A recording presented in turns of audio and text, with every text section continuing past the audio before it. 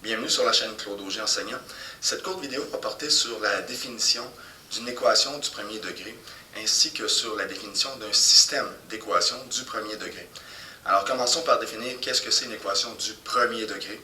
Eh bien, une équation du premier degré, c'est tout simplement une équation dans laquelle l'exposant des variables est au plus 1. Par exemple, 3x plus 5y égale 2. Eh bien, les exposants ici, les exposants de nos variables sont 1. Ils ne sont pas écrits, c'est sous-entendu. C'est comme si on avait x exposant 1 et y exposant 1. C'est du premier degré. 4x moins 7y égale 0. Aussi une équation du premier degré puisque les exposants sont 1. Y égale 1 demi-x moins 6. Toujours une équation du premier degré. Et y égale 9. Alors même si on n'a qu'une seule variable, c'est quand même une équation du premier degré. Un contre-exemple, si on avait par exemple l'équation x2 plus y égale 9, eh bien à ce moment-ci, ce n'est pas une équation du premier degré, puisqu'on a un exposant 2 dans notre équation. Ça devient une équation du second degré ou une équation quadratique. Maintenant, on va aller voir ce que c'est qu'un système d'équations du premier degré. Eh bien, un système d'équations, c'est tout simplement un ensemble de deux équations ou plus qui représentent une situation donnée. Alors, on va faire un exemple d'un système d'équations du premier degré. Partons de la situation suivante.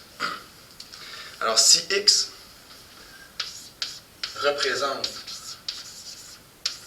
le prix d'une pomme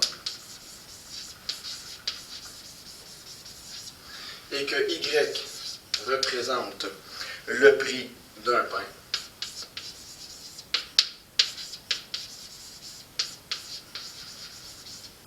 alors l'équation 3x plus 2y égale 4, cette équation-là, qu'est-ce qu'elle représente? Elle représente le fait d'acheter 3 pains plus, le fait d'acheter 3 pommes plus 2 pains nous coûte 4 $. Et l'équation 6x plus 5y égale 9,25. Eh bien, cette équation-là, ce qu'elle représente, c'est si j'achète 6 pommes et 5 pains, eh bien, le total de cet achat sera 9,25 $. Et c'est ce que représente ce système d'équations.